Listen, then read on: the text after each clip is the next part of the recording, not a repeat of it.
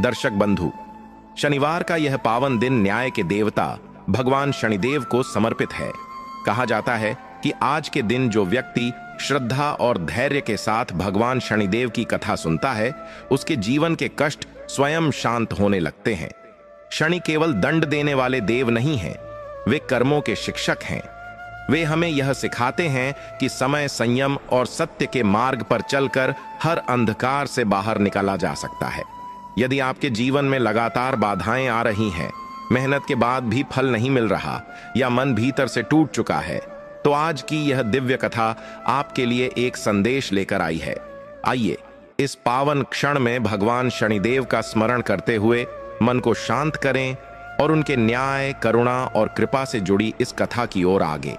लेकिन दर्शक बंधु, शनिवार व्रत कथा को आगे बढ़ाने से पहले आपको एक अत्यंत गंभीर और सत्य बात अवश्य बताना चाहता हूं।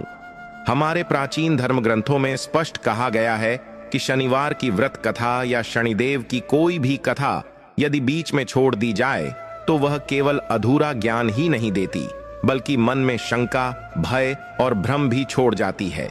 शनिदेव कर्मों के न्यायाधीश हैं। वे अधूरी श्रद्धा और अधूरे विश्वास को पूर्ण फल नहीं देते। अधूरी कथा, अधूरा व्रत और अधूरा संकल्प मनुष्य को सही मार्ग से भटका सकता है।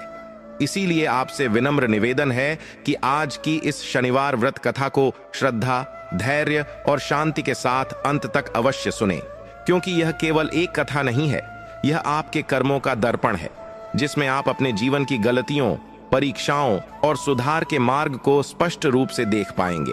हो सकता है इस कथा का कोई एक प्रसंग, कोई एक सीख या शनिदेव का कोई एक संदेश आपके जीवन के कष्टों को हल्का कर दे, आपको अन्याय से बचा ले और उस अंधकार से बाहर निकाल दे जिसमें अनजाने में आप फंस चुके हों।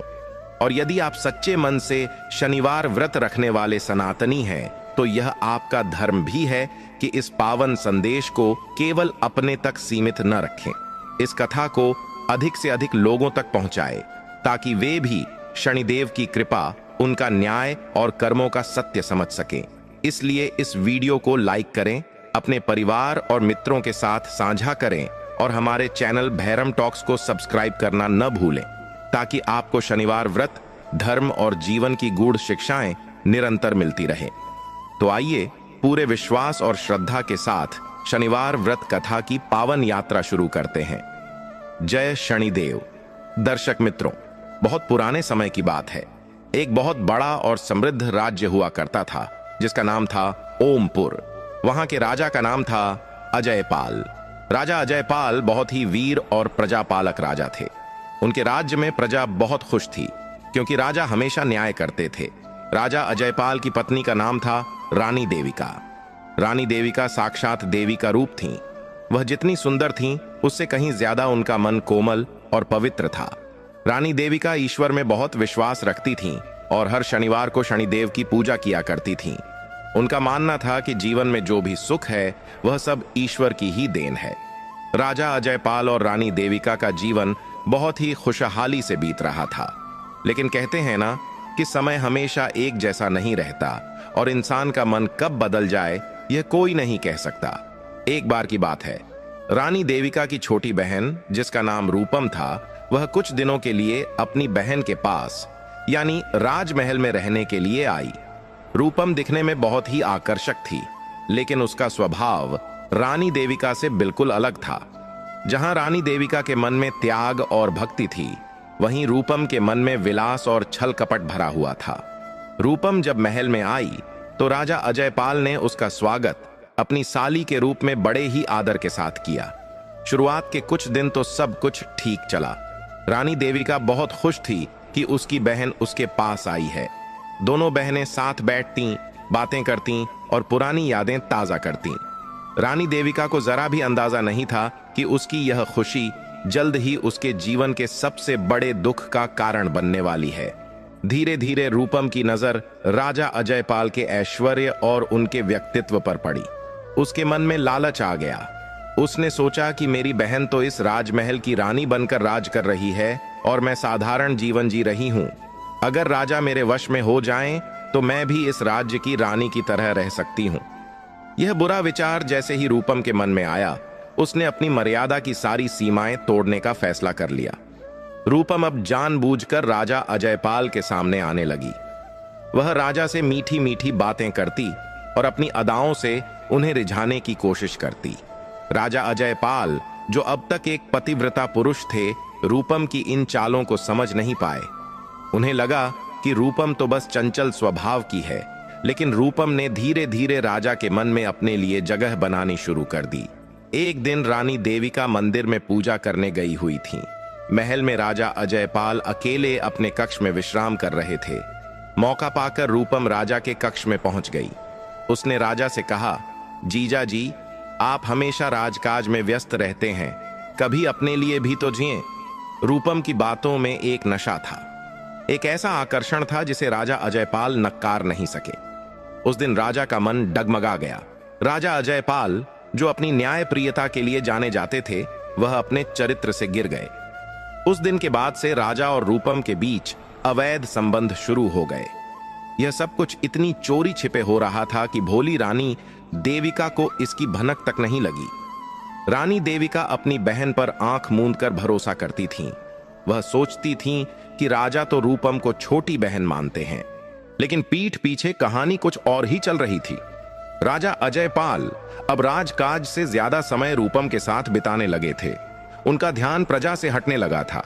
शनिदेव, जो कर्मफल दाता हैं, वह सब कुछ देख रहे थे।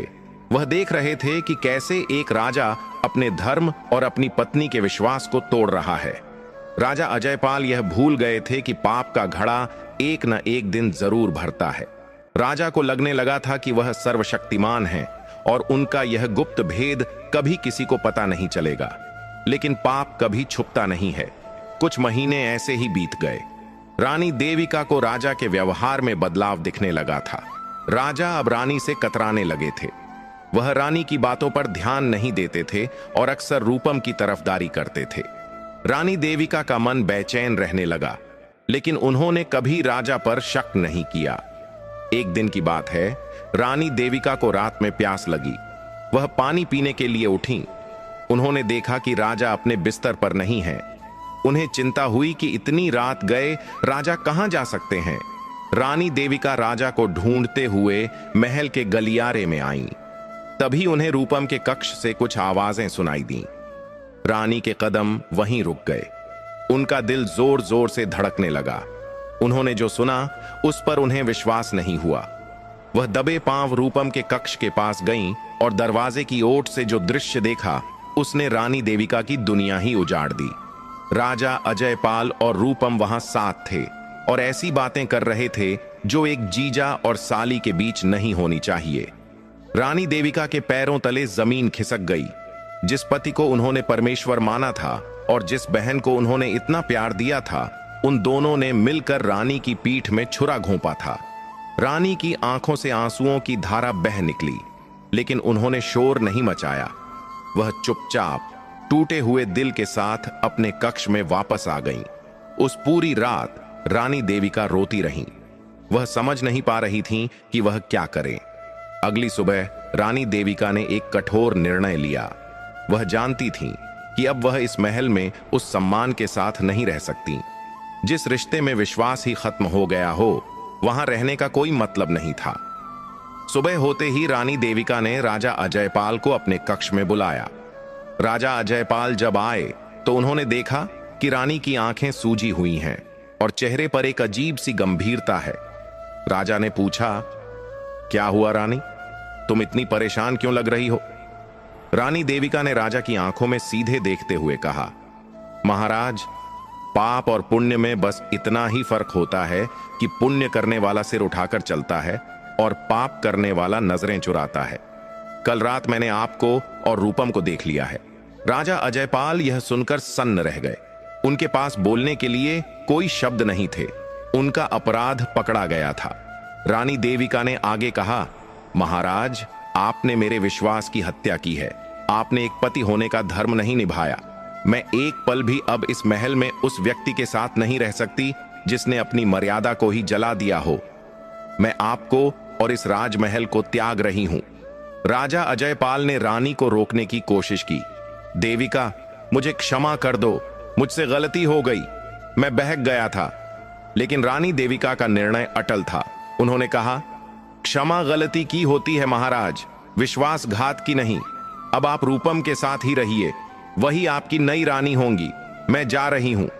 रानी देविका ने अपने राजसी वस्त्र और आभूषण उतार दिए और एक साधारण स्त्री के वेश में महल से निकल गईं। राजा अजयपाल उन्हें जाते हुए देखते रह गए, लेकिन उन्हें रोकने का साहस नहीं कर पाए, क्योंकि उनकी आत्मा ग्लानि से भरी हुई थी। रानी देविका के जाने के बाद राजा अजयपाल को लगा कि अब वह स्वतंत्र हैं। उन्होंने रूपम से विवाह कर लिया और उसे अपनी रानी बना लिया। लेकिन राजा अजयपाल यह नहीं जानते थे कि रानी देविका के जाते ही उनके जीवन से सुख और शांति भी चली गई है। शनिदेव की वक्र दृष्टि अब राजा अजयपाल पर पड़ने वाली थी। जिस रूपम के लिए उन्होंने अपनी सती साध्वी पत्नी को छोड़ा था, वही रूपम अब उनका विनाश का कारण बनने वाली थी। रानी देविका के महल से जाते ही ओमपुर के राजमहल का वातावरण एकदम से बदल गया। जिस महल में कभी शांति और सकारात्मक ऊर्जा का वास होता था, वहां अब एक अजीब सा सन्नाटा और भारीपन महसूस होने लगा था। रानी देविका के जाने का दुख सिर्फ राजमहल की दीवारों को ही नहीं, बल्कि पूरी प्रजा को भी था। जब लोगों को पता चला कि उनकी धर्मपरायण रानी ने महल त्याग दिया है, तो मानो पूरे ओमपुर में शोक की लहर दौड़ गई। लोग दबी जुबान में बातें करने लगे कि जिस घर से लक्ष्मी चली जाए, वहां दरिद्रता आते देर नहीं लगती। उधर रूपम अपनी जीत पर बहुत खुश थी। उसे लगा कि उसने जो चाहा था वह उसे मिल गया। उसने अपनी सगी बहन का घर उजाड़ कर अपना घर बसा लिया था। राजा अजयपाल ने रूपम के मोह में आकर उसे पटरानी तो घोषित कर दिया, लेकिन उनके मन के किसी कोने में एक अपराध बोध का बीज अंकुरित हो चुका था। रूपम के रानी बनते ही उसने अपना असली रंग दिखाना शुरू कर दिया। सबसे पहले उसने महल के पुराने और वफादार कर्मचारियों को काम से निकाल दिया, क्योंकि उसे लगता था कि वे रानी देविका के वफादार हैं। उसने अपनी पसंद के चापलूस लोगों को काम पर रख लिया। रूपम को राजकाज या प्रजा के सुख दुख से कोई मतलब नहीं था। उसका पूरा ध्यान सिर्फ अपने श्रृंगार, नए नए आभूषण बनवाने और महल की सजावट बदलने में लगा रहता था। एक दिन की बात है, राज्य के महामंत्री राजा अजयपाल के पास आए। उनके चेहरे पर चिंता की लकीरें थीं। उन्होंने राजा से कहा, महाराज, राज्य के उत्तरी हिस्से में सूखा पड़ा है। किसानों की फसलें बर्बाद हो रही हैं। हमें तुरंत शाही खजाने से उनकी मदद के लिए धन आवंटित करना होगा, नहीं तो प्रजा भूखी मर जाएगी। राजा अजयपाल कुछ निर्णय लेते, उससे पहले ही पास बैठी रूपम बोल पड़ी, महामंत्री जी, खजाना क्या लुटाने के लिए होता है? अगर इस बार बारिश कम हुई है तो इसमें राजा क्या करें? प्रजा को कहिए कि वे खुद अपनी व्यवस्था करें। अभी मुझे अपने लिए नए कंगन बनवाने हैं और महल के लिए रेशमी पर्दे मंगवाने हैं। खजाना खाली नहीं किया जा सकता। राजा अजयपाल हैरान होकर रूपम की ओर देखने लगे। उन्होंने कहा, रूपम, यह तुम क्या कह रही हो? प्रजा हमारी संतान की तरह है। अगर हम उनकी मदद नहीं करेंगे तो कौन करेगा? लेकिन रूपम ने मुंह फुलाते हुए कहा, महाराज, आप हमेशा प्रजा प्रजा करते रहते हैं। मैं अब इस राज्य की रानी हूं। क्या मेरी इच्छाओं का कोई मोल नहीं? अगर आप मेरी बात नहीं मानेंगे तो मैं समझूंगी कि आप मुझसे प्रेम नहीं करते। राजा अजयपाल, जो अब पूरी तरह से रूपम के मोहपाश में बंध चुके थे, उन्होंने महामंत्री को संकेत दिया कि वे अभी खजाने से धन न निकालें। महामंत्री निराश होकर लौट गए। यह पहला मौका था जब राजा अजयपाल ने प्रजा के हित को नजरअंदाज किया था। यह शनिदेव की वक्र दृष्टि का ही प्रभाव था कि राजा की बुद्धि भ्रष्ट होती जा रही थी। धीरे धीरे ओमपुर राज्य में हाहाकार मचने लगा। जहां पहले लोग खुशहाल थे, वहां अब चोरी और डकैती बढ़ने लगी। राजा का ध्यान शासन से हट चुका था, इसलिए अपराधी बेखौफ हो गए थे। रूपम की फिजूल खर्ची दिन ब दिन बढ़ती जा रही थी। वह रोज नए उत्सव आयोजित करवाती, जिसमें पानी की तरह पैसा बहाया जाता, जबकि बाहर प्रजा दाने दाने को मोहताज थी। राजा अजयपाल जब भी रात को सोने जाते, उन्हें नींद नहीं आती थी। जैसे ही वह आंखें बंद करते, उन्हें रानी देविका का चेहरा दिखाई देता। उन्हें याद आता कि कैसे रानी देविका रात बेरात भी प्रजा की सेवा के लिए तैयार रहती थीं। उन्हें रानी देविका की वह बात याद आती कि महाराज, राजा भोग के लिए नहीं बल्कि त्याग के लिए होता है। राजा को अब महसूस होने लगा था कि उन्होंने हीरे को फेंक कर पत्थर को चुन लिया है, लेकिन अब पछताने से क्या हो सकता था। तीर कमान से निकल चुका था। उधर रानी देविका महल से निकलकर घने जंगल की ओर चली गई थीं।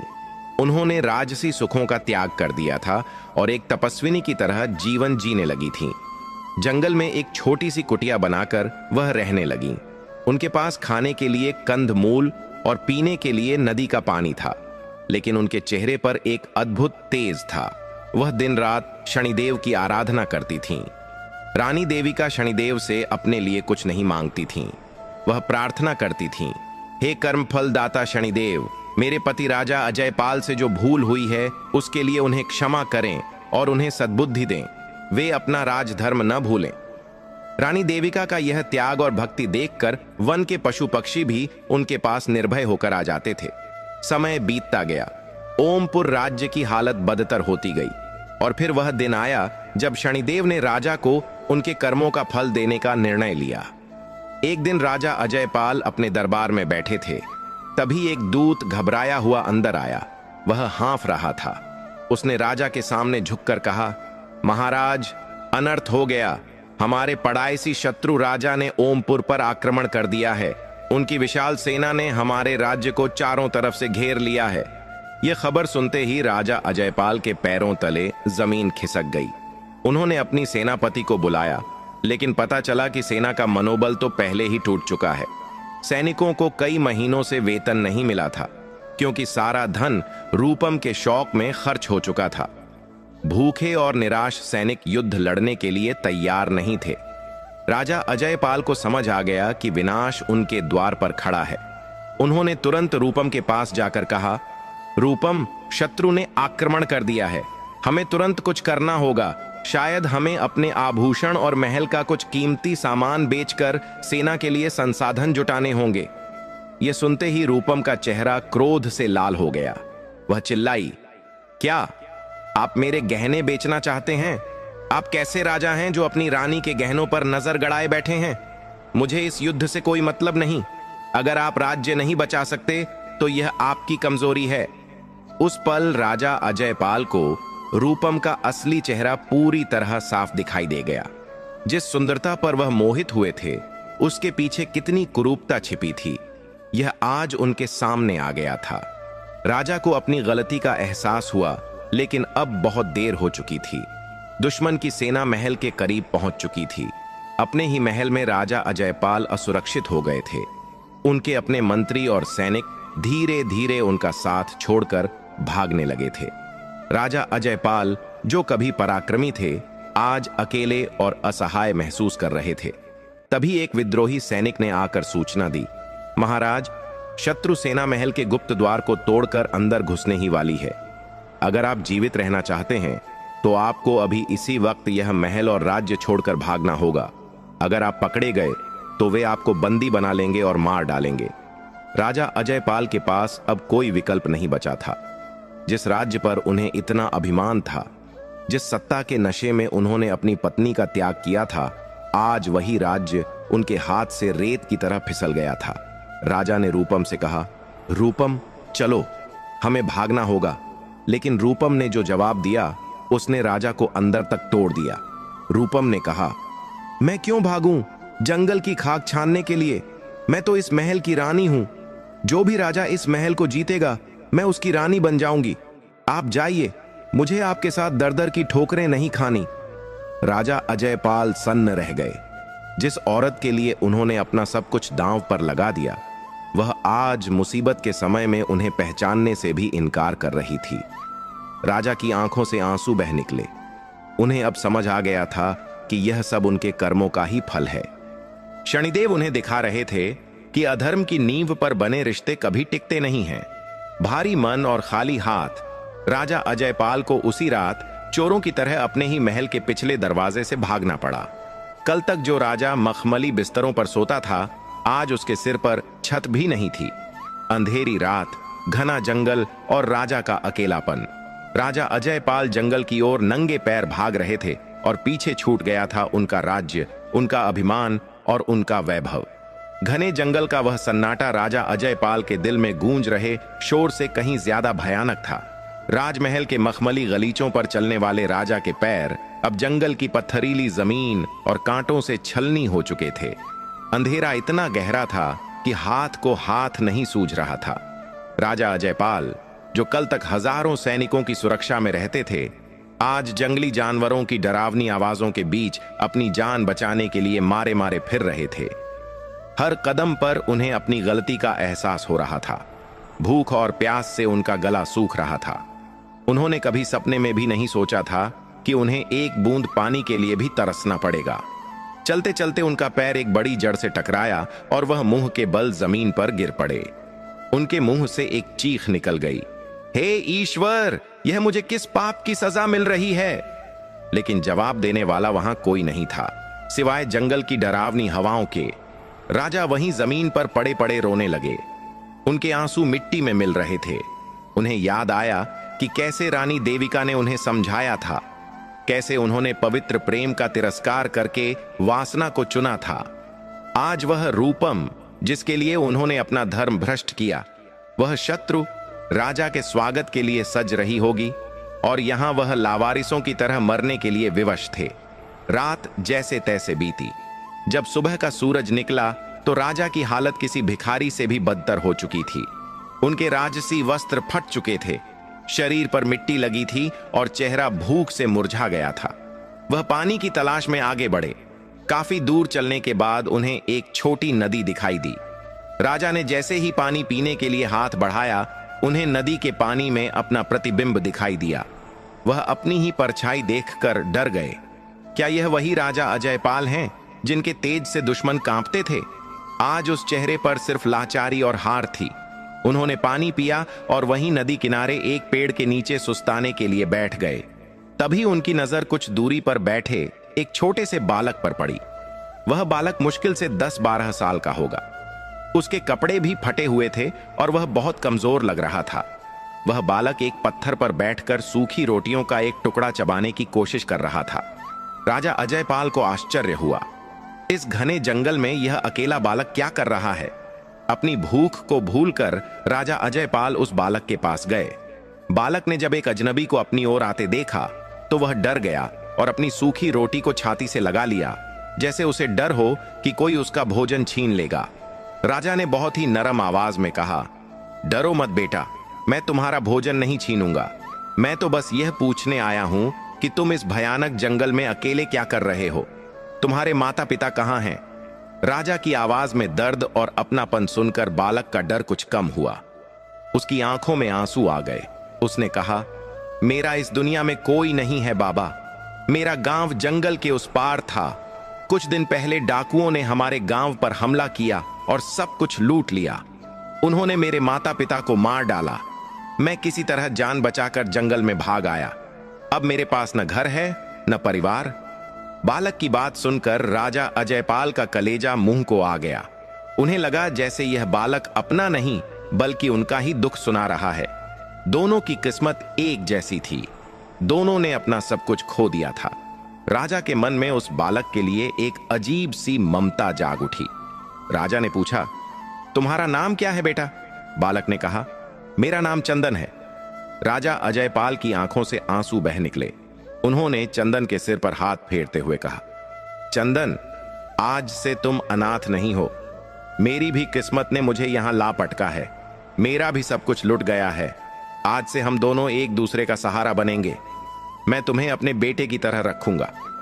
चंदन ने राजा की ओर देखा। उसे नहीं पता था कि उसके सामने खड़ा यह फटाहाल आदमी असल में एक राजा है। उसने अपनी सूखी रोटी का आधा टुकड़ा तोड़ा और राजा की ओर बढ़ाते हुए कहा, बाबा, आप भी भूखे लगते हो, ये लो, आधा तुम खा लो। राजा अजयपाल, जिनके लिए कभी 56 भोग परोसे जाते थे, आज उस अनाथ बालक के हाथ से सूखी रोटी का टुकड़ा लेते हुए भावुक हो गए। वह रोटी का टुकड़ा उन्हें दुनिया के सबसे स्वादिष्ट भोजन से ज्यादा कीमती लगा, क्योंकि उसमें ह्यूमन टच था। उसमें प्रेम और त्याग था, जो रूपम के महलों में नहीं था। राजा और चंदन साथ साथ रहने लगे। राजा अजयपाल ने जंगल में ही लकड़ियां और पत्तियां इकट्ठी करके एक छोटी सी कुटिया बनाई। वह जंगल से कंद मूल और फल तोड़कर लाते और चंदन का पेट भरते। चंदन भी राजा को पिता समान मानने लगा। वह जंगल से सूखी लकड़ियां बीनता और राजा के काम में मदद करता। इस संघर्ष भरे जीवन ने राजा अजयपाल को पूरी तरह बदल दिया था। अब उनमें अहंकार का नामो निशान नहीं था। वह समझ गए थे कि जीवन का असली सुख महलों में नहीं, बल्कि संतोष और प्रेम में है। एक दिन शाम के समय राजा अजयपाल और चंदन अपनी कुटिया के बाहर बैठे थे। आसमान में काले बादल घिर आए थे। शनिवार का दिन था। राजा को अचानक रानी देविका की याद आई। उन्हें याद आया कि रानी हर शनिवार को पीपल के पेड़ के नीचे दिया जलाकर शनिदेव की कथा सुनती थीं। राजा ने चंदन से कहा, बेटा चंदन, आज शनिवार है। यह न्याय के देवता शनिदेव का दिन है। मेरे जीवन में जो भी दुख आए वे मेरे ही कर्मों का फल हैं। आज मुझे महसूस हो रहा है कि मैंने शनिदेव का और अपनी पत्नी की भक्ति का अपमान किया था। चंदन ने पूछा, बाबा, शनिदेव कौन है? क्या वो बहुत गुस्से वाले हैं? राजा ने आसमान की ओर देखते हुए कहा, नहीं बेटा, शनिदेव गुस्से वाले नहीं, वह तो न्यायप्रिय हैं। वह हमें हमारे कर्मों का आईना दिखाते हैं। जब हम रास्ते से भटक जाते हैं तो वह हमें दंड देकर सही रास्ते पर लाते हैं। मुझे लगता है कि मुझे अब शनिदेव को मनाना चाहिए। शायद वह मेरी भूल क्षमा कर दें। उसी शाम राजा अजयपाल ने जंगल में एक पीपल का पेड़ ढूंढा। उनके पास दिया जलाने के लिए तेल या घी नहीं था। उन्होंने चकमक पत्थर रगड़कर आग जलाई और मन ही मन शनिदेव का आवाहन किया। राजा ने अपनी आंखों में पश्चाताप के आंसू लिए शनिदेव से प्रार्थना की, हे प्रभु, मैंने जो पाप किया उसकी सजा मुझे मिल गई है। मैंने एक अबला स्त्री अपनी पत्नी देविका का दिल तोड़ा। मैंने अपनी प्रजा को धोखा दिया। मैं अपनी हर सजा भुगतने को तैयार हूं। लेकिन प्रभु, इस नन्हे बालक चंदन का कोई दोष नहीं है। आप मुझ पर न सही, पर इस बालक पर अपनी कृपा करना। राजा की यह निस्वार्थ प्रार्थना, जो उन्होंने अपने लिए नहीं बल्कि उस अनाथ बच्चे के लिए की थी, उसने शनिदेव का ध्यान खींचा। कहते हैं कि जब इंसान अपने दुख से ऊपर उठकर दूसरों के लिए सोचता है तो ईश्वर उसके करीब होते हैं। अभी राजा प्रार्थना कर ही रहे थे कि जंगल में तेज आंधी चलने लगी। पेड़ पौधे जोर जोर से हिलने लगे। चंदन डर के मारे राजा से लिपट गया। राजा ने उसे अपनी बाहों में भर लिया और आंधी रुकने का इंतजार करने लगे। उन्हें नहीं पता था कि यह आंधी उनके जीवन में एक नया मोड़ लेकर आने वाली है। सुबह हुई तो आंधी थम चुकी थी। राजा और चंदन भोजन की तलाश में जंगल के थोड़ा और भीतर की ओर गए। वहां उन्हें एक पुरानी खंडहर हो चुकी गुफा दिखाई दी। गुफा के बाहर कुछ अजीब से निशान बने हुए थे। चंदन ने उत्सुकता से पूछा, बाबा, देखो वहां क्या है? राजा ने ध्यान से देखा। वह किसी प्राचीन मंदिर जैसा लग रहा था जो अब खंडहर बन चुका था। जैसे ही वे दोनों उस गुफा के पास पहुंचे, उन्हें वहां एक वृद्ध साधु दिखाई दिए जो धूनी रमाए बैठे थे। साधु की जटाएं लंबी थीं और उनके चेहरे पर एक अद्भुत तेज था। राजा अजयपाल ने चंदन का हाथ पकड़ा और आदर पूर्वक साधु के पास गए। उन्होंने साधु के चरणों में प्रणाम किया। साधु ने अपनी आंखें खोलीं और राजा को देखकर मुस्कुराए। उनकी मुस्कान में ऐसा लग रहा था जैसे वह राजा का पूरा अतीत जानते हों। साधु बोले, आ गए राजन। शनिदेव की लीला भी अपरंपार है। रंक को राजा और राजा को रंक बनाना उनके लिए क्षण भर का खेल है। राजा चौंक गए। इस घने जंगल में यह साधु उन्हें राजन कहकर क्यों बुला रहे हैं, जबकि उनके कपड़े तो भिखारियों जैसे हैं। राजा ने हाथ जोड़कर कहा, महाराज, आप अंतर्यामी लगते हैं। मैं तो बस एक अभागा हूं जिसने अपना सब कुछ खो दिया है। साधु ने गंभीर स्वर में कहा, खोया नहीं है राजन, तुमने तो अब पाया है। जब तक तुम्हारे पास राजपाट था, तुम्हारे पास अहंकार था। आज तुम्हारे पास कुछ नहीं है, पर तुम्हारे पास यह मनुष्यता है जो तुमने इस अनाथ बालक को अपना कर दिखाई है। शनिदेव तुम्हारी परीक्षा ले रहे थे और तुम्हारी यह परीक्षा अभी खत्म नहीं हुई है। राजा ने पूछा, मुझे क्या करना होगा आर्षिवर? मैं अपने पापों का प्रायश्चित कैसे करूं? साधु ने अपनी झोली से एक काला कपड़ा निकाला जिसमें कुछ बीज बंधे हुए थे। उन्होंने वह पोटली राजा को देते हुए कहा, इस जंगल के दक्षिण दिशा में जाओ, वहां एक नगर है। वहां जाकर मेहनत मजदूरी करो और न्याय के मार्ग पर चलो। शनिदेव का व्रत रखो और उनकी कथा कहो। याद रखना, समय से बलवान कुछ नहीं होता। यह बालक चंदन जिसे तुमने सहारा दिया है, यही तुम्हारे भाग्य की चाबी बनेगा। राजा अजयपाल ने वह पोटली माथे से लगाई। उन्हें एक नई दिशा मिल गई थी।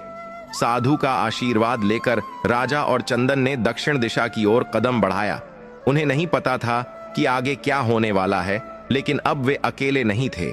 उनके साथ उम्मीद थी और शनिदेव का नाम था। साधु का आशीर्वाद और वह बीजों की पोटली लेकर राजा अजयपाल और नन्हा चंदन जंगल से बाहर निकल आए। जंगल तो पीछे छूट गया था, लेकिन असली परीक्षा अब शुरू होने वाली थी। राजा, जिसने जीवन भर फूलों की सेज पर पैर रखा था, अब तपती धूप और कंकरीली सड़क पर नंगे पैर चल रहा था। चलते चलते चंदन के नन्हे पैर जवाब देने लगे। वह थक कर एक जगह रुक गया और बोला, बाबा, अब मुझसे और नहीं चला जाता। मेरे पैरों में बहुत दर्द हो रहा है। राजा अजयपाल का अपना शरीर भी टूट रहा था। भूख से पेट में चूहे कूद रहे थे, लेकिन चंदन का दर्द देखकर वह अपनी तकलीफ भूल गए। उन्होंने झुककर चंदन को अपनी पीठ पर उठा लिया। राजा की आंखों में आंसू थे, पर होठों पर मुस्कान। उन्होंने कहा, घबराओ मत बेटा, बस थोड़ी दूर और हम जल्द ही किसी नगर में पहुंच जाएंगे। एक पिता अपने सगे बेटे के लिए जो करता है, आज राजा अजयपाल एक अनाथ बच्चे के लिए वही कर रहे थे। यह रिश्ता खून का नहीं, बल्कि दिल का बन चुका था।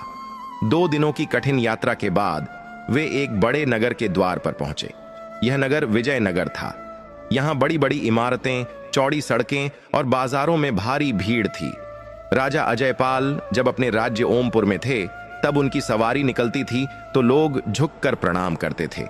लेकिन आज इस अनजान शहर में लोग उन्हें हिकारत भरी नजरों से देख रहे थे। उनके कपड़े फटे हुए थे, बाल बिखरे थे और चेहरे पर धूल जमी थी। वे किसी भिखारी से कम नहीं लग रहे थे। राजा और चंदन बाजार के बीच से गुजर रहे थे। भूख के मारे दोनों की हालत खराब थी। एक हलवाई की दुकान पर गर्मा गर्म जलेबियां बन रही थीं। चंदन की नजर उन जलेबियों 100 पर अटक गई। वह ललचाई नजरों से कढ़ाई की ओर देखने लगा। राजा ने चंदन की भूख को भांप लिया। वह जो कभी दानवीर थे, आज विवश होकर हलवाई के पास गए और दबी आवाज में बोले, भाई, यह बच्चा 2 दिन से भूखा है, क्या इसे थोड़ा सा कुछ खाने को मिल सकता है? हलवाई ने बड़े रूखेपन से राजा को ऊपर से नीचे तक देखा और झिड़कते हुए बोला, चलो चलो आगे बढ़ो, सुबह सुबह कहां से आ जाते हैं मांगने? यहां मुफ्त का खाना नहीं बंट रहा, काम करो और खाओ। हलवाई की यह बात राजा के दिल पर हथौड़े की तरह लगी। उन्हें मांगने शब्द से नफरत थी, लेकिन आज हालात ने उन्हें भिखारी की कतार में खड़ा कर दिया था। राजा ने चंदन का हाथ पकड़ा और वहां से आगे बढ़ गए। उन्होंने मन ही मन तय कर लिया कि अब वह किसी से भीख नहीं मांगेंगे, बल्कि मेहनत करेंगे। साधु ने भी तो यही कहा था, मेहनत मजदूरी करो। राजा काम की तलाश में भटकने लगे। वह एक सेठ की दुकान पर गए, जहां अनाज की बोरियां रखी थीं। राजा ने सेठ से कहा, सेठ जी, मुझे काम चाहिए, मैं कोई भी मेहनत का काम कर सकता हूं। सेठ ने राजा के फटे कपड़े और कमजोर शरीर देखकर कहा, अरे तुम तो खुद खड़े नहीं हो पा रहे हो, तुम क्या काम करोगे? और साथ में यह बच्चा भी है, यह काम में बाधा बनेगा। जाओ, यहां कोई काम नहीं है। राजा ने कई जगह कोशिश की, पर हर जगह उन्हें दुत्कार ही मिली। शाम होने को आई थी। चंदन भूख से रोने लगा था। राजा का धैर्य अब जवाब दे रहा था। वह एक जगह सड़क किनारे हताश होकर बैठ गए। उन्होंने आसमान की तरफ देखा और सोचा, शनिदेव, क्या अभी मेरी परीक्षा पूरी नहीं हुई? तभी वहां से एक लकड़हारा अपनी बैलगाड़ी लेकर गुजर रहा था। गाड़ी में लकड़ियों के बड़े बड़े गट्ठर लदे थे। अचानक गाड़ी का पहिया एक गड्ढे में फंस गया। बैल जोर लगा रहे थे, पर पहिया निकल नहीं रहा था। लकड़हारा अकेला परेशान हो रहा था। राजा अजयपाल ने यह देखा तो वह तुरंत उठकर वहां पहुंचे। उन्होंने बिना कुछ कहे पूरी ताकत लगाकर पहिए को धक्का दिया। जोर लगा के हैशा! राजा के बाजुओं में भले ही अब राजसी ताकत नहीं थी, लेकिन उनके इरादे मजबूत थे। राजा और बैलों की मेहनत रंग लाई और पहिया गड्ढे से बाहर निकल गया। लकड़हारा बहुत खुश हुआ। उसने पसीना पोंछते हुए राजा से कहा, धन्यवाद परदेसी, अगर तुम मदद न करते तो मैं आज यहीं फंसा रह जाता। तुम बहुत भले आदमी लगते हो, पर तुम्हारी हालत बता रही है कि तुम मुसीबत में हो। राजा ने हाथ जोड़कर कहा, भाई हम परदेसी हैं और काम की तलाश में हैं। मेरे पास यह छोटा बच्चा है जो भूखा है। मुझे पैसे नहीं चाहिए, बस कोई भी काम दे दो जिससे मैं इस बच्चे का पेट भर सकूं। लकड़हारा, जिसका नाम भीमा था, एक नेक इंसान था। उसने राजा की आंखों में सच्चाई देखी। उसने कहा, मेरे पास बहुत ज्यादा धन तो नहीं है, लेकिन मेरा लकड़ी का गोदाम है। वहां लकड़ियां चीरने और उठाने का काम बहुत होता है। अगर तुम वह भारी काम कर सको तो मैं तुम्हें रहने के लिए गोदाम के पीछे एक छोटी कोठरी और खाने का प्रबंध कर सकता हूं। राजा के लिए यह किसी वरदान से कम नहीं था। उन्होंने तुरंत हामी भर दी। भीमा उन्हें अपने गोदाम ले गया। उसने राजा और चंदन को भरपेट खाना खिलाया। चंदन ने जब कई दिनों बाद भरपेट खाना खाया तो उसके चेहरे पर जो संतोष आया, उसे देखकर राजा की सारी थकान मिट गई। राजा को लगा कि आज उन्होंने अपनी मेहनत की पहली कमाई खाई है, जिसका स्वाद राजमहल के 56 भोग से कहीं ज्यादा मीठा था। रात को सोने के लिए उन्हें एक छोटी सी कोठरी मिली, जिसमें फटी पुरानी बोरियां बिछी थीं। मच्छर भिनभिना रहे थे, लेकिन राजा ने कोई शिकायत नहीं की। चंदन राजा की गोद में सिर रखकर तुरंत सो गया। राजा अजयपाल जाग रहे थे। वह चंदन के धूल भरे बालों में उंगलियां फिरा रहे थे। उन्होंने चंदन के पैरों को देखा, जो चलने की वजह से सूज गए थे। राजा, जो कभी दास दासियों से अपने पैर दबवाते थे, आज बड़े प्यार से उस अनाथ बच्चे के पैर दबाने लगे ताकि उसे आराम मिले। राजा की आंखों से आंसू टपककर चंदन के गाल पर गिरे। राजा बुदबुदाए, बेटा, आज हम रंक जरूर हैं, पर मैं तुम्हें वादा करता हूं, मैं मेहनत करूंगा और तुम्हें एक अच्छा जीवन दूंगा। शनिदेव साक्षी हैं, मेरा यह नया जीवन अब सिर्फ तुम्हारे लिए है। उस रात राजा ने एक मजदूर का जीवन स्वीकार कर लिया था। उन्होंने अपने अतीत को एक सपने की तरह भुला दिया और वर्तमान की कठोर सच्चाई को गले दो लगा लिया। लेकिन वे नहीं जानते थे कि उस शहर में रहना इतना आसान नहीं होगा। शहर के लोग और खास तौर पर वहां का कोतवाल गरीबों पर बहुत जुल्म करता था। प्रिय भक्तों, इस पावन कथा को हम कुछ क्षणों के लिए विराम देते हैं, क्योंकि अब वह समय आ गया है जब मन को शांत कर, हृदय को समर्पण से भरकर भगवान शनिदेव का ध्यान किया जाए। आज इस पहले शनिवार के दिव्य अवसर पर आइए अपने सभी विचारों, चिंताओं और कष्टों को शनिदेव के चरणों में अर्पित करें। आंखें बंद करें, मन को स्थिर करें और भगवान शनिदेव की पावन आरती पूरे श्रद्धा और विश्वास के साथ हृदय से सुने। कहा जाता है, सच्चे मन से की गई यह आरती शनिदेव की विशेष कृपा दिलाती है और जीवन के अंधकार को धीरे धीरे प्रकाश में बदल देती है। जय जय श्री शनिदेव प्रभु, जय जय श्री शनिदेव प्रभु, सुनो विनय हमारी, जन जन के दुख हरने वाले, करो कृपा भारी। काले वस्त्र काले वाहन, न्याय के तुम दाता, कर्मों के अनुसार फल देते, जग के भाग्य विधाता। जो कोई श्रद्धा से तुम्हें ध्यावे, मन वचन कर्म से उसके सारे कष्ट मिटाओ। न्याय करो धर्म से, शनिवार का पावन दिन है, तेरा व्रत जो करता, शन की कृपा पाकर प्राणी भय से मुक्त हो जाता। तेरी महिमा अपरंपार है, कोई जान न पाया। दीन दुखी पर दया दिखाकर तुमने सदा निभाया। जय जय श्री शनिदेव प्रभु, जय जय श्री शनिदेव प्रभु, दया दृष्टि बरसाओ प्रभु, हम सब भक्तों के जीवन से दुख और दोष मिटाओ प्रभु। जय जय श्री शनिदेव प्रभु, जय जय श्री शनिदेव प्रभु। ओम शनिश्चराय नमः, ओम शनिश्चराय नमः। अब प्रेम से बोलिए जय शनिदेव महाराज की। हे शनिदेव महाराज, हमारे जीवन के कष्ट, बाधा और अन्याय दूर करें। हमें सत्संग, संयम और धर्म के मार्ग पर चलने की शक्ति दें। आपकी कृपा से हमारे कर्म सिद्ध हों।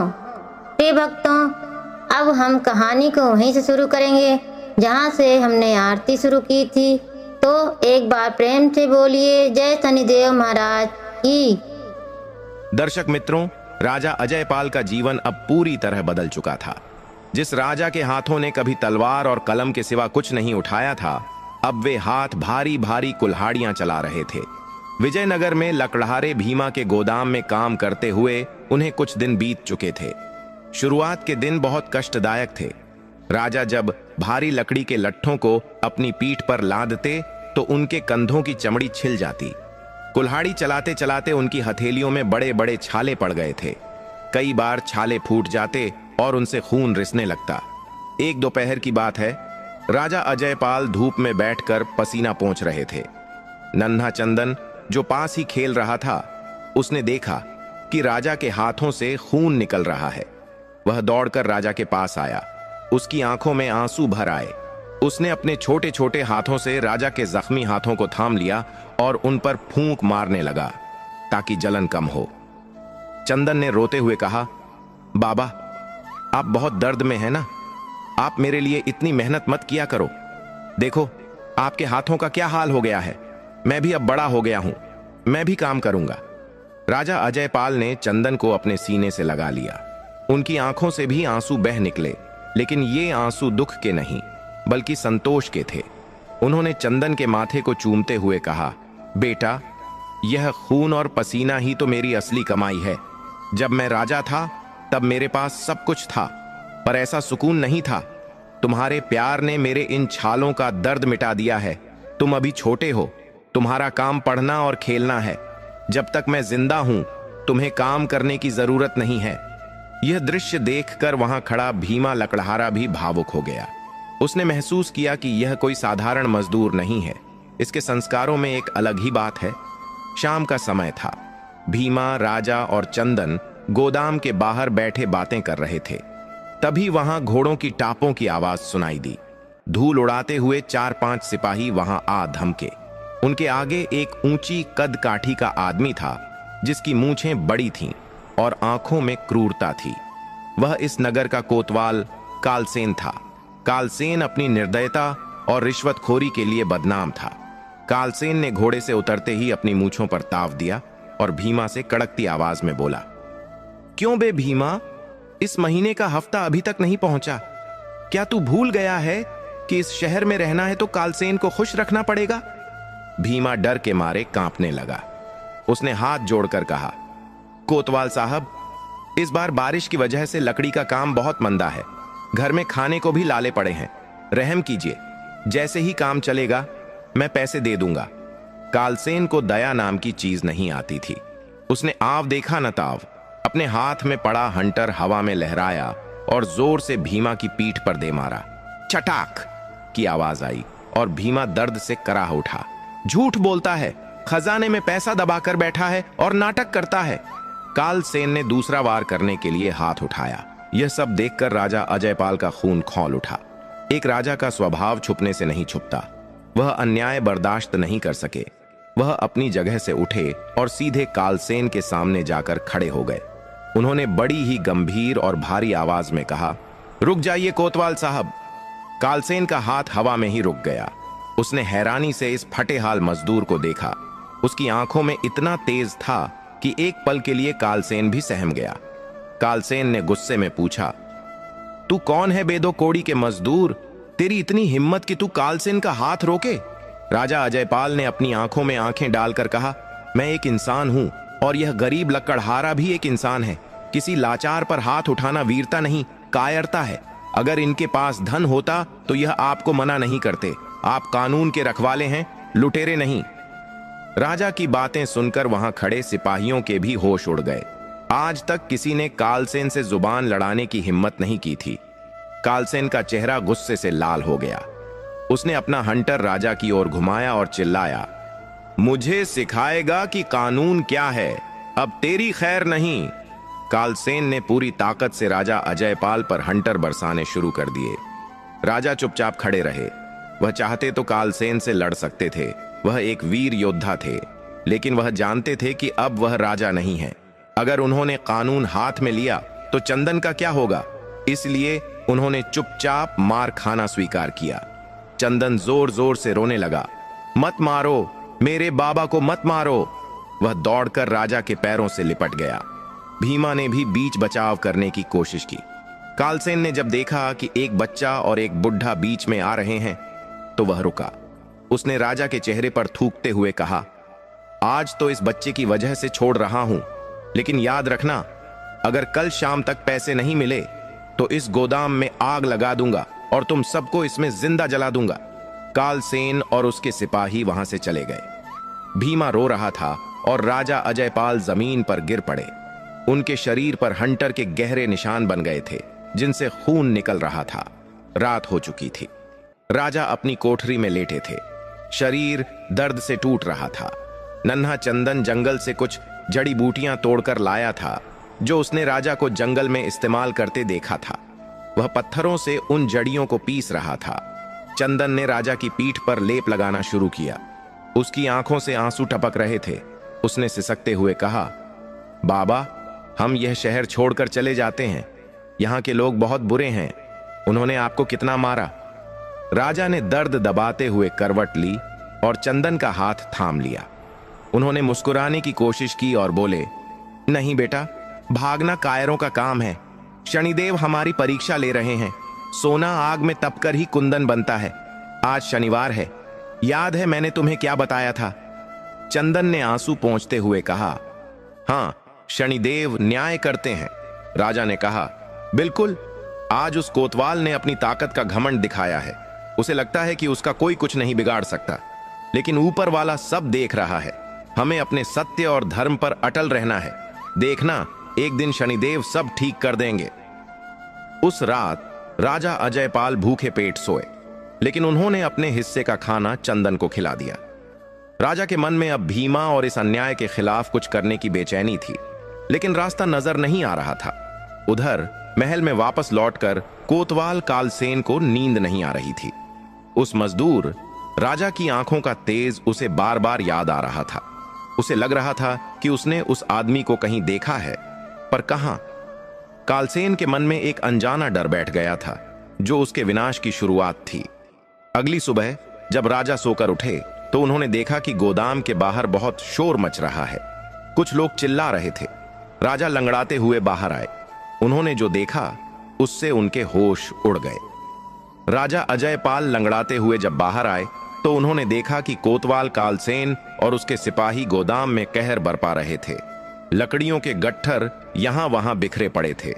भीमा लकड़हारा हाथ जोड़े रोते हुए कालसेन के पैरों में गिरा हुआ था और कालसेन उसे लात मार रहा था। राजा ने भीड़ को चीरते हुए आगे बढ़कर ऊंची आवाज में पूछा, यह क्या हो रहा है?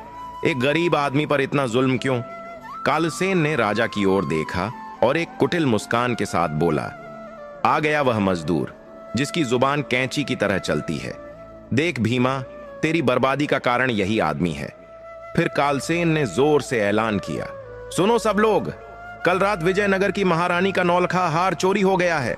हमें खबर मिली है कि चोर इस इलाके में छुपा है। हम तलाशी लेने आए हैं। राजा अजयपाल का दिल बैठ गया। वह समझ गए कि यह कालसेन की एक चाल है। चोरी तो बहाना है, असल में वह कल की बेइज्जती का बदला लेने आया है। कालसेन ने अपने सिपाहियों को इशारा किया, जाओ उस कोठरी की तलाशी लो जहां यह परदेसी मजदूर रहता है। दो सिपाही तुरंत राजा की उस छोटी सी कोठरी में घुस गए। चंदन डर के मारे राजा के पीछे छुप गया। राजा ने चंदन के कंधे पर हाथ रखा और कहा, डरो मत बेटा, हमने कोई चोरी नहीं की है। सांच को आंच नहीं होती। लेकिन राजा यह भूल गए थे कि जब वक्त खराब हो तो सच को भी झूठ साबित होने में देर नहीं लगती। कुछ ही पलों बाद एक सिपाही कोठरी से बाहर निकला। उसके हाथ में एक चमचमाता हुआ हीरों का हार था। सिपाही ने चिल्लाकर कहा, हुजूर, मिल गया। यह हार उसी कोठरी में फटी हुई बोरियों के नीचे छुपाया गया था। यह देखते ही वहां मौजूद भीड़ में सन्नाटा छा गया। भीमा की आंखें फटी की फटी रह गईं। उसे विश्वास नहीं हो रहा था कि जिस आदमी को उसने पनाह दी वह चोर निकल सकता है। राजा अजयपाल सन्न रह गए। उन्हें समझ नहीं आया कि यह हार वहां कैसे पहुंचा। शायद किसी असली चोर ने भागते वक्त वहां छुपा दिया होगा, या फिर यह कालसेन का ही रचा हुआ षड्यंत्र था। लेकिन अब सच्चाई सुनने वाला कोई नहीं था। कालसेन हंसा, देखा, मैं तो पहले ही जानता था। सूरत से ही यह चोर लगता है। दिन में मजदूरी का नाटक करता है और रात में महलों में डाका डालता है। नन्हा चंदन यह सब देख रहा था। वह अपनी नन्ही सी जान लेकर सिपाहियों के बीच कूद पड़ा। वह चिल्लाया, झूठ, ये सब झूठ है। मेरे बाबा चोर नहीं हैं। हम तो रात भर सो रहे थे। उन्होंने कुछ नहीं चुराया। चंदन ने दौड़कर कालसेन का पैर पकड़ लिया और रोते हुए बोला, अंकल, मेरे बाबा को मत ले जाओ, वो बहुत अच्छे हैं। कालसेन ने बड़ी बेरहमी से चंदन को झटका दिया। चंदन दूर जाकर लकड़ियों के ढेर पर गिरा। उसके माथे से खून निकलने लगा। राजा अजयपाल यह देखकर तड़प उठे। वह सिपाहियों की पकड़ से छूटने की कोशिश करने लगे। खबरदार, अगर मेरे बेटे को हाथ भी लगाया तो मैं चोर नहीं हूं। यह हार मेरी कोठरी में कैसे आया मैं नहीं जानता। लेकिन कालसेन ने राजा की एक न सुनी। उसने आदेश दिया, गिरफ्तार कर लो इस चोर को और इसके हाथ पैर जंजीरों में जकड़ दो। इसे ऐसी सजा मिलेगी कि इसकी 7 पुश्तें याद रखेंगी। सिपाहियों ने राजा अजयपाल को दबोच लिया। उनके हाथों में लोहे की भारी हथकड़ियां पहना दी गईं। राजा अजयपाल, जो कभी न्याय के देवता माने जाते थे, आज एक चोर के इल्जाम में जकड़े हुए थे। शनिदेव की माया देखिए। राजा का स्वाभिमान तार तार हो रहा था। राजा को घसीटते हुए ले जाया जाने लगा। चंदन, जिसके माथे से खून बह रहा था, वह लड़खड़ाते हुए खड़ा हुआ और राजा के पीछे दौड़ा। बाबा, बाबा, मुझे छोड़कर मत जाओ, मैं आपके बिना मर जाऊंगा बाबा। चंदन की चीखें पत्थर दिल इंसान को भी पिघला सकती थीं। राजा अजयपाल ने पीछे मुड़कर देखा। उनका दिल टुकड़े टुकड़े हो रहा था। उन्होंने अपनी आंसुओं से धुंधली आंखों से भीमा की ओर देखा और चिल्लाए, भीमा भाई, इस बच्चे का ध्यान रखना। इसका कोई दोष नहीं है। ईश्वर के लिए इसे संभाल लेना। भीमा, जो अब तक सकते में था, उसका दिल चंदन की हालत देखकर पसीज गया। उसने दौड़कर चंदन को पकड़ लिया, जो राजा के पीछे भागते भागते गिरने वाला था। चंदन भीमा की बाहों में छटपटा रहा था और राजा की ओर हाथ बढ़ा रहा था। राजा अजयपाल को सिपाही घसीटते हुए ले गए। धूल का गुब्बार उड़ा और राजा उस धूल में ओझल हो गए। पीछे रह गया तो सिर्फ एक बिलखता हुआ अनाथ बच्चा और एक बेबस लकड़हारा। राजा को सीधे विजयनगर के कारागार जेल में ले जाया गया। कालसेन ने उन्हें एक अंधेरी कालकोठरी में डालने का आदेश दिया। उस कोठरी में न रोशनी थी न हवा। बदबू और सीलन से भरा वह कमरा नर्क जैसा था। जैसे ही कालकोठरी का भारी लोहे का दरवाजा बंद हुआ, राजा अजयपाल घुटनों के बल बैठ गए। अंधेरे में उन्हें सिर्फ जंजीरों की खनखनाहट सुनाई दे रही थी। राजा फूट फूट कर रोने लगे। वह अपने लिए नहीं रो रहे थे। उन्हें चिंता थी तो बस उस नन्हे चंदन की। हे शनिदेव, राजा ने अंधेरे में पुकारा, आप मुझे जो चाहे दंड दें, मेरे शरीर को कितना भी कष्ट दें, पर उस मासूम बच्चे की रक्षा करना। वह अभी बहुत छोटा है, वह यह दुख नहीं सह पाएगा। उधर भीमा के घर में चंदन ने खाना पीना त्याग दिया था। वह घर के कोने में बैठकर बस दरवाजे की ओर टकटकी लगाए देखता रहता था। उसे लगता था कि अभी उसके बाबा आएंगे और उसे गोद में उठा लेंगे। भीमा और उसकी पत्नी चंदन को समझाने की बहुत कोशिश करते, पर चंदन एक ही रट लगाए रहता, मेरे बाबा चोर नहीं हैं, वो राजा हैं, वो दिलों के राजा हैं। कारागार में राजा अजयपाल पर जुल्म शुरू हो गए। कालसेन रोज आता और राजा को कोड़े मरवाता। वह चाहता था कि राजा अपना जुर्म कबूल कर ले, लेकिन राजा अजयपाल हर मार चुपचाप सह लेते, पर झूठ नहीं बोलते। उनका शरीर अब जख्मों से भर चुका था। कपड़े खून से सन गए थे, बाल और दाढ़ी बढ़ गई थी। पहचानना मुश्किल था कि यह वही सुंदर राजा अजयपाल हैं। कुछ दिन ऐसे ही बीते। राजा का शरीर कमजोर होता जा रहा था, पर उनका मनोबल नहीं टूटा था। वह काल कोठरी में बैठे बैठे शनिदेव का मंत्र जपते रहते थे। उन्हें विश्वास था कि यह अंधेर नगरी हमेशा नहीं रहेगी। एक दिन विजयनगर के राजा चंद्रसेन का दरबार लगा हुआ था। कोतवाल कालसेन दरबार में पहुंचा और राजा चंद्रसेन को रानी के हार मिलने की खबर दी। उसने कहा, महाराज, चोर पकड़ा गया है। वह एक परदेसी मजदूर है। हार बरामद हो गया है। अब उस चोर को क्या सजा दी जाए? विजयनगर का नियम बहुत सख्त था। चोरी की सजा वहां बहुत भयानक थी।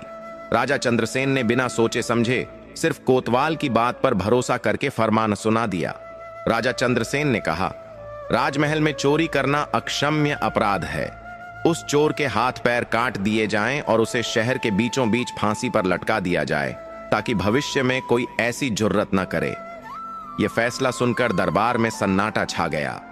किसी ने भी यह जानने की कोशिश नहीं की कि वह चोर असल में कौन है और क्या सच में उसने चोरी की है। कालसेन खुश हो गया। वह तुरंत जेल पहुंचा। उसने राजा अजयपाल की काल कोठरी का दरवाजा खोला और क्रूरता से हंसते हुए बोला, तैयार हो जाओ मजदूर, महाराज ने तुम्हारी मौत का फरमान सुना दिया है। कल सुबह तुम्हें फांसी दी जाएगी और उससे पहले तुम्हारे हाथ पैर काटे जाएंगे। राजा अजयपाल ने जब यह सुना तो एक पल के लिए उनकी सांसें थम गईं। क्या यही अंत था? क्या वह उस चंदन से दोबारा कभी नहीं मिल पाएंगे? क्या वह कभी अपनी निर्दोषता साबित नहीं कर पाएंगे? राजा ने गहरी सांस ली और मन ही मन कहा, हे शनिदेव, अगर यही आपकी इच्छा है तो मुझे स्वीकार है, लेकिन मरने से पहले मेरी बस एक इच्छा है कि मैं एक बार चंदन को देख लूं। क्या राजा की यह अंतिम इच्छा पूरी होगी या फिर कल का सूरज उनकी मौत का पैगाम लेकर आएगा? अगली सुबह का सूरज निकला, लेकिन राजा अजयपाल के जीवन में अंधेरा छाया हुआ था। विजयनगर के मुख्य चौराहे पर फांसी का मंच तैयार था। हजारों लोगों की भीड़ जमा थी। हर कोई उस चोर को देखना चाहता था जिसने राजमहल में चोरी की थी। जेल के सिपाही राजा अजयपाल को खींचते हुए मंच की ओर ले जा रहे थे। राजा के पैरों में बेड़ियां थीं, शरीर पर जख्म थे, लेकिन उनकी आंखों में एक अजीब सी शांति थी। वह लगातार मन ही मन ओम शम शनैश्चराय नमः का जाप कर रहे थे। उन्हें अब मौत का डर नहीं था, उन्हें बस इस बात का सुकून था कि अंत समय तक उन्होंने सत्य का साथ नहीं छोड़ा। जैसे ही राजा को फांसी के फंदे के नीचे खड़ा किया गया, भीड़ में से एक चीख सुनाई दी, रुक जाओ, मेरे बाबा को मत मारो। यह नन्हा चंदन था। वह भीड़ को चीरता हुआ गिरता पड़ता मंच की ओर दौड़ा। भीमा लकड़हारा उसके पीछे पीछे था, लेकिन चंदन की रफ्तार को रोक नहीं पाया। चंदन सीधे जाकर राजा अजयपाल के पैरों से लिपट गया। कोतवाल कालसेन ने गुस्से में सिपाही को आदेश दिया, हटाओ इस पागल लड़के को यहां से। सिपाही ने चंदन को खींचकर अलग किया। चंदन ने रोते हुए विजयनगर के राजा चंद्रसेन की ओर हाथ जोड़कर कहा, महाराज, आप राजा हैं, आप भगवान होते हैं। मेरे बाबा चोर नहीं हैं। अगर किसी को मारना है तो मुझे मार दो, पर मेरे बाबा को छोड़ दो। एक छोटे से बच्चे का ऐसा प्यार और त्याग देखकर वहां खड़े हर इंसान की आंखें नम हो गईं। यहां तक कि राजा चंद्रसेन का कठोर दिल भी पिघलने लगा। उन्होंने झल्लाद को कुछ पल रुकने का इशारा किया। राजा अजयपाल ने चंदन को देखकर कहा, बेटा चंदन, रोना नहीं, तुम एक बहादुर बच्चे हो। याद रखना, सत्य परेशान हो सकता है, पराजित नहीं। शनिदेव जो करते हैं अच्छे के लिए करते हैं। तभी अचानक आकाश में काले बादल घिर आए। दिन में ही अंधेरा छा गया और जोर की गड़गड़ाहट हुई। ऐसा लगा जैसे साक्षात शनिदेव अपना क्रोध प्रकट कर रहे हों। इसी आंधी के बीच भीड़ में हलचल मची।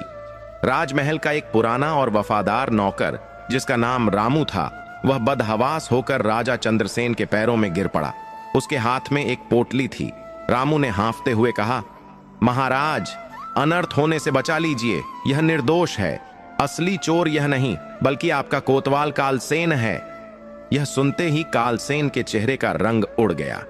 उसने भागने की कोशिश की, पर सिपाहियों ने उसे घेर लिया। रामू ने पोटली खोली। उसमें से रानी का असली नौलखा हार और राजमहल की कई चोरी की हुई कीमती चीजें निकलीं। रामू ने रोते हुए बताया, महाराज, कालसेन ने मुझे डरा धमकाकर यह चोरी करवाई थी और इल्जाम इस गरीब मजदूर पर लगाने के लिए एक नकली हार इसकी कोठरी में रखवा दिया था। आज जब मैं यह सामान बेचने जा रहा था तो एक काला सांप मेरे रास्ते में आ गया और मुझे डसने ही वाला था। मुझे लगा यह शनिदेव का प्रकोप है, इसलिए मैं सच बताने दौड़ा आया। सच्चाई सामने आ चुकी थी। शनिदेव ने अंतिम क्षण में न्याय कर दिया था। राजा चंद्रसेन ने तुरंत राजा अजयपाल को रिहा करने और कालसेन को गिरफ्तार करने का आदेश दिया। कालसेन को उसी वक्त बेड़ियों में जकड़ लिया गया। राजा चंद्रसेन मंच से नीचे उतरे और उन्होंने स्वयं राजा अजयपाल की हथकड़ियां खोली। उन्होंने हाथ जोड़कर माफी मांगी, मुझे क्षमा करें, मैं न्याय करने में चूक गया। आपकी सहनशीलता देखकर लगता है कि आप कोई साधारण मजदूर नहीं।